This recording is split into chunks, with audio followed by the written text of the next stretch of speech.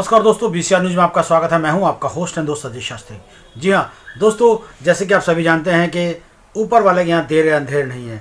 पाकिस्तान इतने दिनों से चिल्ला रहा था कि हमने आतंक नहीं मचा रखा है, हमने आतंक नहीं मचाया हुआ है। पुलवामा अटैक, भारत बार बार बोल रहा था कि पुलवामा अटैक जो हुआ है वो पाकिस्तान ने कराया है, लेकिन पाकिस्तान उस चीज़ को एक्सेप्ट नहीं कर रहा था।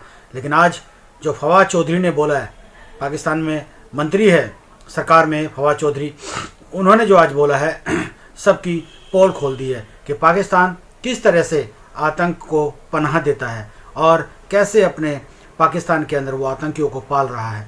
आज उसने असेंबली में साफ बोला कि जो हमारा पुलवामा अटैक था वो हमारी एक सबसे बड़ी कामयाबी थी। तो आप सोचिए कि पाकिस्तान कितना झूठ बोलता है। सब जगह उसने ये बोला नहीं, पाकिस्तान ने कोई अटैक नहीं कराया, पाकिस्तान में कोई आतंकवादी नहीं पनपता।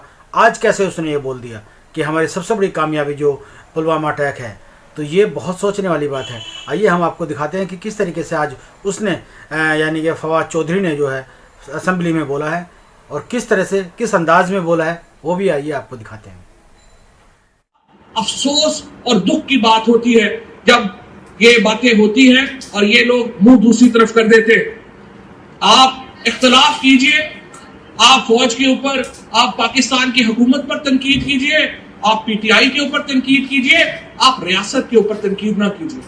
अयाज सादक साहब ने कल यहां पर बात की, कह रहे थे पहली बात तो यह है, मुझे तो समझ नहीं आती, अगर आप एक रियासत की एक एक्टिविटी में आपको इज्जत दी गई, आपको शामिल किया गया, आप असेंबली के फ्लोर के ऊपर आप बातें कर रहे हैं और फिर झूठ इतने एतमाद से बोल रहे हैं कि झूठा शख्स भी क्या बात करेगा। जिस एतमाद से उन्होंने आके ये बातें की यहां पर कि स्पीकर जनाब शाह महमूद कुरैशी साहब की टांगें कांप रही थी, कह रहे थे हिंदुस्तान हमला कर रहा है। हमने हिंदुस्तान को घुस के मारा है जनाब स्पीकर वहां पे। और पुलवामा में जो कामयाबी है, पुलवामा में जो हमारी कामयाबी है, वो इमरान खान की क़यादत में इस कौम की कामयाबी है। उसके हिस्सेदार आप भी सब है। जी हाँ दोस्तों, तो देखा किस तरीके से पाकिस्तान झूठ पर झूठ बोलकर पर्दा डालता रहता है। लेकिन आज फवाद चौधरी ने जो बोला है वो एक ऐसा खुलासा कर दिया है कि पाकिस्तान पूरे वर्ल्ड की नज़रों में एक आतंकवादी देश घोषित करने के लिए कोई शायद प्रूफ की ज़रूरत नहीं पड़ेगी। बहुत जल्दी उसको एक आतंकवादी देश जो है घोषित कर दिया जाएगा। उम्मीद तो यही है।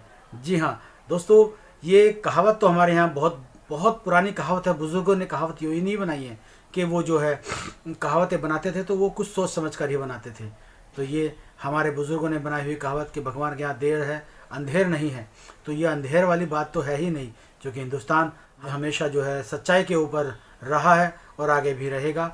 और जो मोदी के ऊपर जो ब्लेम कर रहे थे लोग कि मोदी जी प्रूफ दो, आपने स्ट्राइक किया है नहीं किया, आज उनके मुंह पर भी एक बहुत बड़ा तमाचा लगा है कि किस तरीके से फवाद चौधरी ने बोला है। और जो इस तरह के बातें करने वाले, जो सबूत मांगने वाले लोग थे, उनके मुंह पर एक इतना बड़ा तमाचा देश के अंदर लगा है। देशद्रोही की उनको श्रेणी में खड़ा करके उनको देश निकाला दे दी जाए तो वो भी शायद कम होगा।